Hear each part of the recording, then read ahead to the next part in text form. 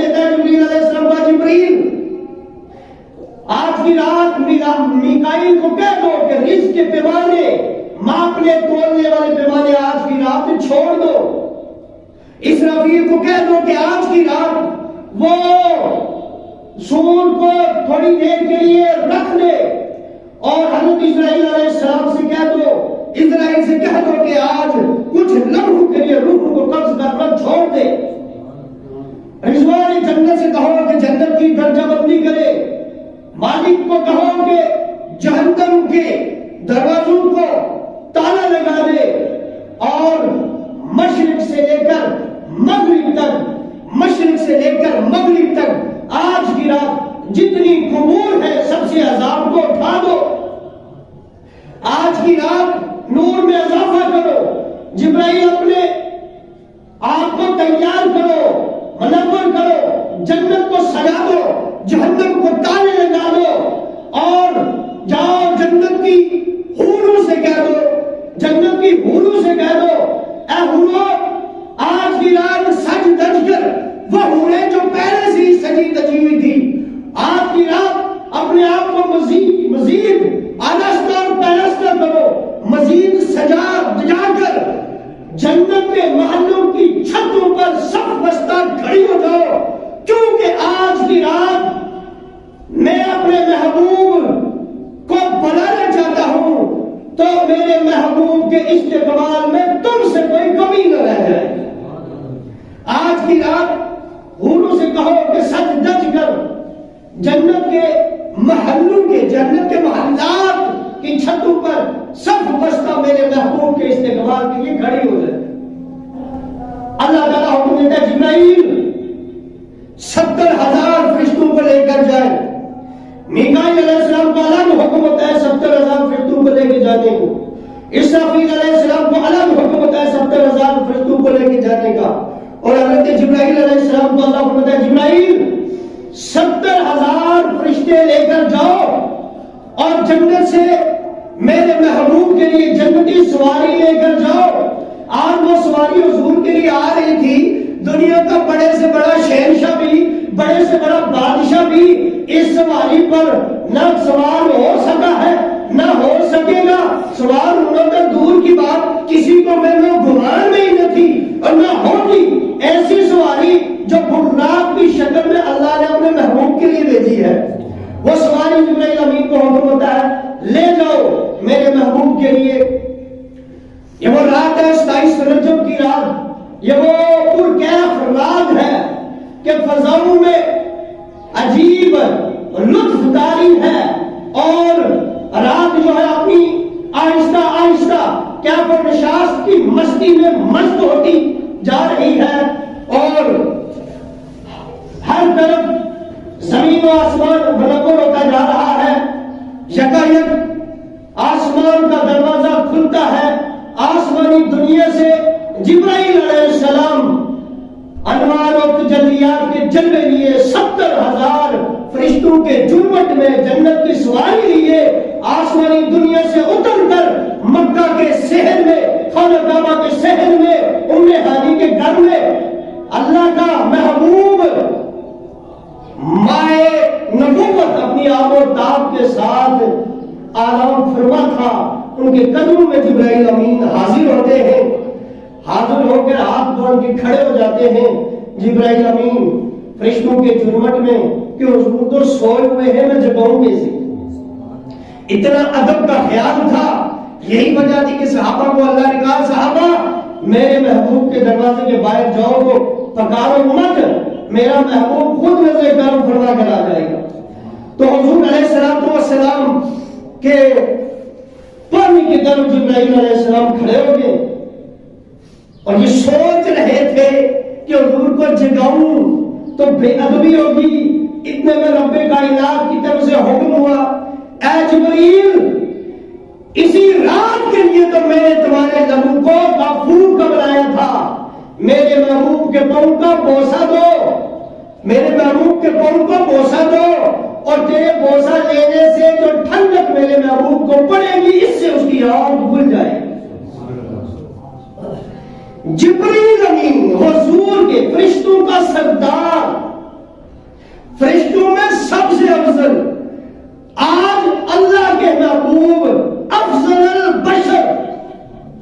جو نوریوں کا سردار تھا وہ آج بشر کے سردار کے پاؤں کے بوسے دے رہا. جبریل امین نے حضور کے پاؤں کے بوسے لیے اپنے کافوری لبوں کے ساتھ. آقا علیہ الصلوۃ والسلام کی آنکھ مبارک کھلی. جبریل خیر تو ہے، کیسے آئے ہو؟ کہا حضور رب کائنات آپ کے دیدار کا مشتاق ہے.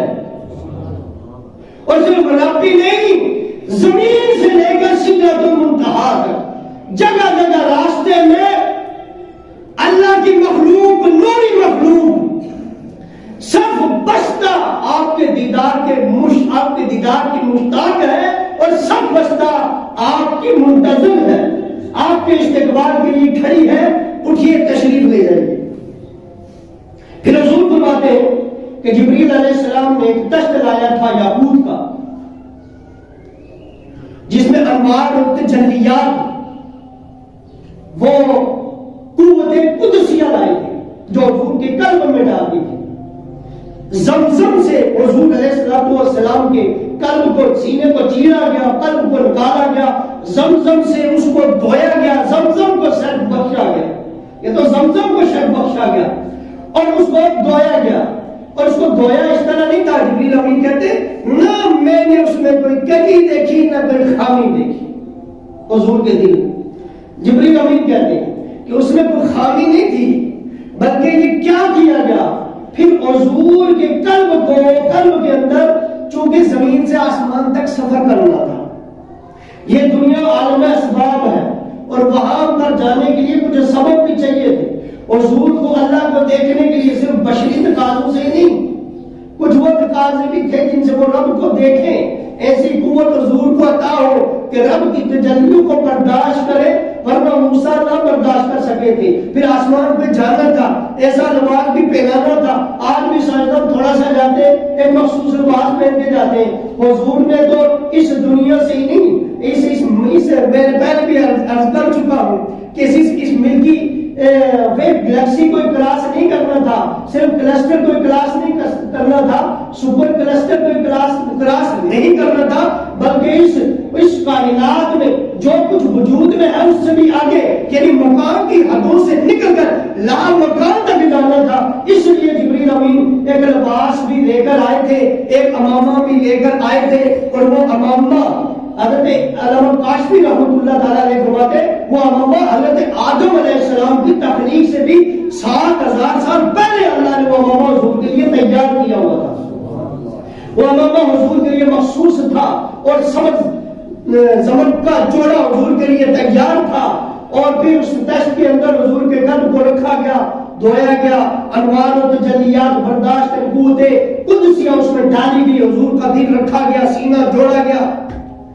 اور پھر آقا علیہ الصلوۃ والسلام کی سواری تیار ہوگی. حضور فرماتے ہیں کہ وہ سواری وہ براق کا حلیہ خود حضور نے پیش کیا. حضور کہتے ہیں خچر سے تھوڑی چھوٹی، گدھے سے تھوڑی بڑی، دودھ سے زیادہ سفید، اس کی گردن اور اس کا منہ یاقوت کا تھا، اس کا سینہ صرف یاقوت کا تھا، اور اس کی ٹانگیں وہ سبز زمرد کی تھی، اور اس کی دم وہ بھی موتیوں کی تھی، اور اس کے اوپر رکاب میں موتی جڑے ہوئے تھے، اور اس کے پیٹھ پر بجلی کودتی تھی.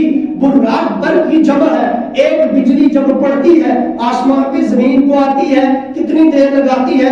یہ تو بجلیوں کا مجموعہ تھا، بجلیوں کے مجموعوں کو براق کہتے ہیں. پھر اس کی سپیڈ کا اندازہ آپ خود لگائیں. وہ براق سواری حضور کے لیے آئی ہوئی تھی، حضور علیہ السلام کی مشتاق تھی. یہ میں نے پیچھے جو جبریل امین جب لینے کے لیے گئے تھے براق کو جنت سے نا، تو یہ حضور کی منتظر وہاں کھڑی تھی. سب براق وہاں جو استقبال تھا جسے گھوڑے بنتے جنت میں براق تھی، ان براق کی پیشانیوں میں لکھا ہوا تھا لا الہ الا اللہ محمد رسول اللہ.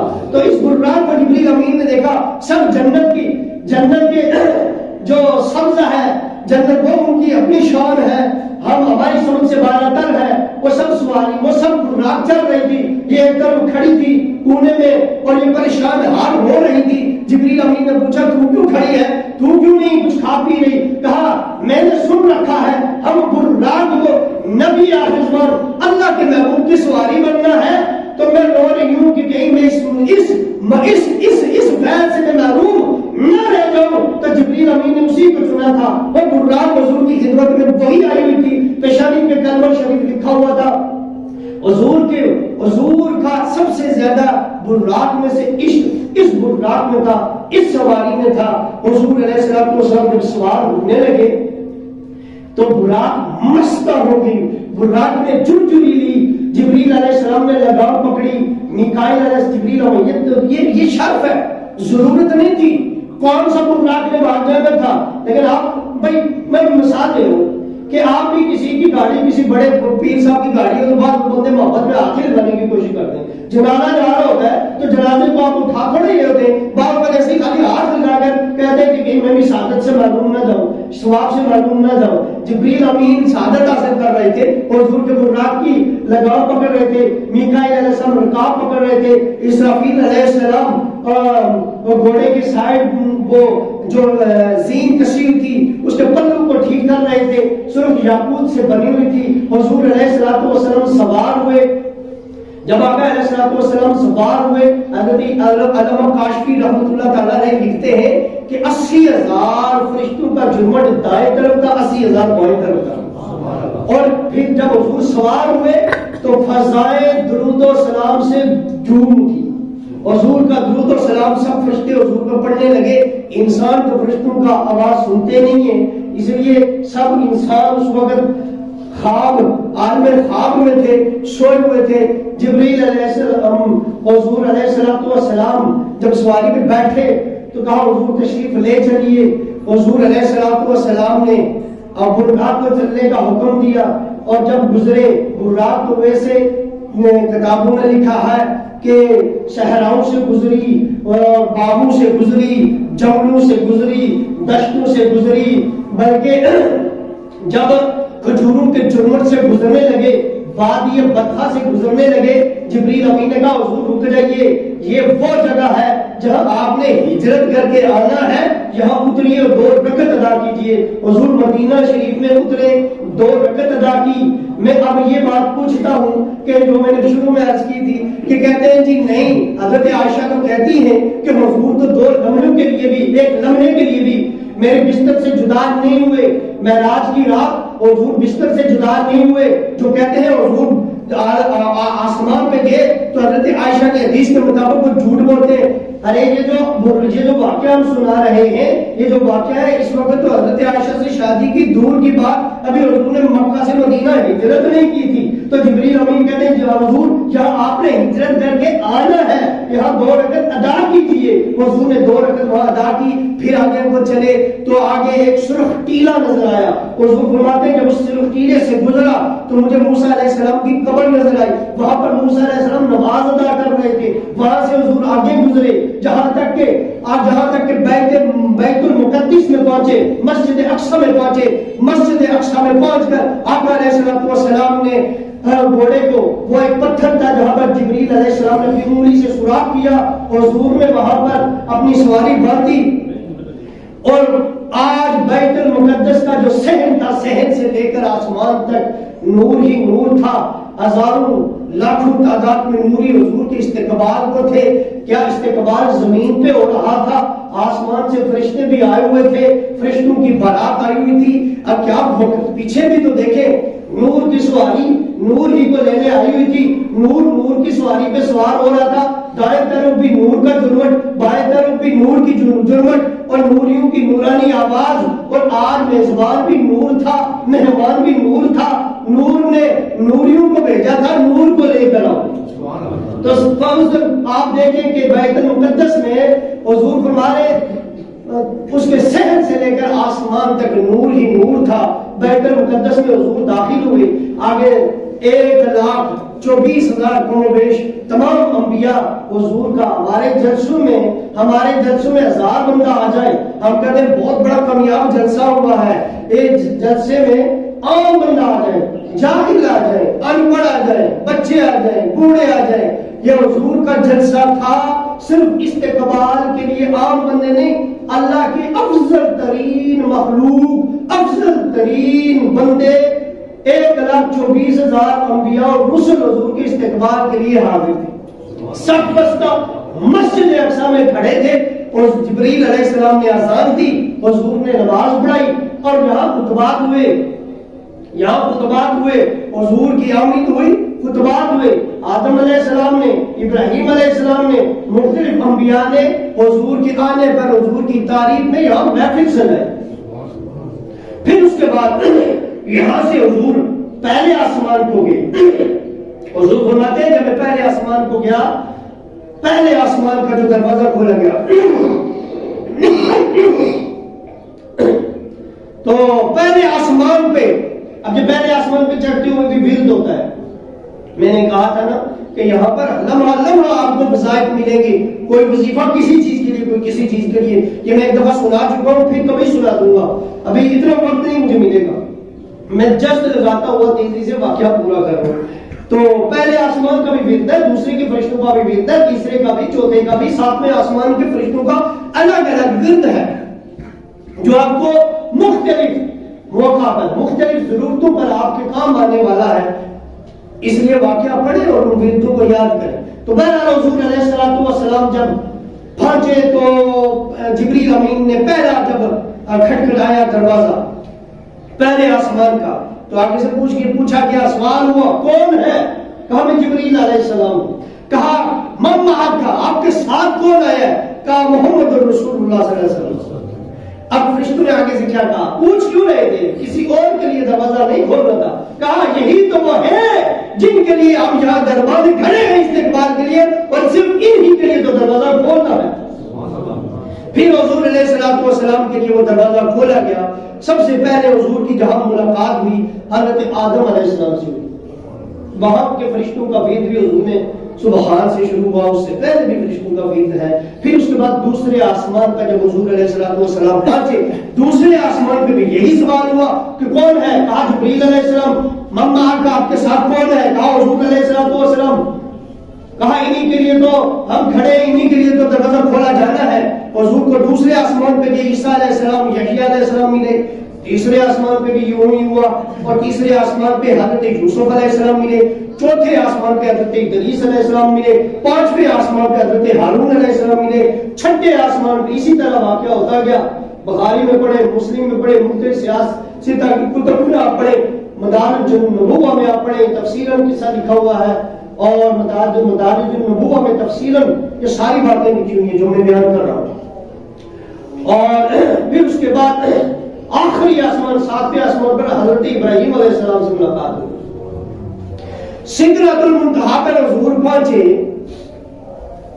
تو سدرۃ المنتہا پر اللہ تعالیٰ نے سارے فرشتوں کو جو حضور کے دیدار میں مشتاق تھے حکم دیے سارے جمع ہو جائیں، آؤ آج کی رات تم میرے محبوب کا دیدار کرو۔ حضور کہتے ہیں کہ میں سدرۃ المنتہا پہ پہنچا تو سب فرشتوں کا ہجوم، نوریوں کا ہجوم حضور کا استقبال کر رہا تھا۔ وہاں آقا علیہ السلام نے 2 رکعت ادا کی، ان کو نماز پڑھائی۔ بیت معمور میں حضور نے، ادھر بیت مسجد اقصی میں حضور نے انبیاء کی جماعت کرائی، اوپر بیت معمور میں فرشتوں کی جماعت کی امامت کرائی۔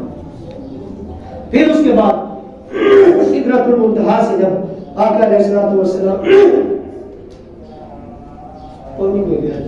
آقا علیہ السلام سدرۃ المنتہا سے جب آگے نکلنے لگے تو جبریل علیہ السلام نے کہا بس حضور اب میں آگے ایک بال پر بھی گیا تو اللہ کے انوار و تجلیات سے میں جل کر رات کو جاؤں گا، میں نہیں جا سکتا۔ یہاں آ کر فرشتوں کی بس ہوگی، اس سے آگے کوئی نہیں جا سکتا۔ سدرۃ المنتہا سے آگے نہ کوئی بشر جا سکتا تھا، نہ کوئی نور جا سکتا تھا۔ اس لیے کہتے ہیں حضور کی حقیقت کیا ہے؟ جہاں نوریوں کی بھی بس ہوگی، بشریوں کی بھی بس ہوگی، حضور سے آگے جا رہے ہیں۔ پھر حضور فرماتے ہیں کہ میں لامکان کی طرف جب حضور نکلے۔ اچھا میں آپ کو ایک اور بات بتاؤں، یہ جو آسمانوں کی مسافت ہے حضور خود فرماتے ہیں کہ میں 5000 سال اس طرح کے 1000 سال کی مسافت طے کر کے میں دوسرے آسمان تک پہنچا۔ یہ کوئی معمولی بات نہیں ہے جو ایک لمحے میں ہوگی۔ پھر حضور فرماتے ہیں کہ میں اس لامکان کی طرف نکلا، آگے 70,000 پردے تھے، اللہ کے انوار و تجلیات کے آگے اتنے پردے تھے جو اٹھائے گئے اور اللہ تعالیٰ نے اپنے محبوب کو اپنا دیدار کرایا۔ اور یہ بات بھی میں عرض کروں کہ قرآن کہتا ہے کہ اس آنکھ نے اللہ کا کوئی آنکھ اللہ کا احاطہ نہیں کر سکتی. تو یہ لوگ دلیل دیتے ہیں کہ اللہ کو تو کوئی دیکھ ہی نہیں سکتا. قرآن کہتی ہے اللہ کا احاطہ نہیں کر سکتی. بھائی احاطہ کوئی آنکھ نہیں کر سکتی. حضور نے بھی اللہ کا احاطہ نہیں کیا. مکمل اللہ کو تو کوئی دیکھ ہی نہیں سکتا. اللہ کو تو کوئی انتہا ہی نہیں. مکمل احاطہ نہیں کیا. جتنا رب اپنے محبوب کو دکھانا چاہتا تھا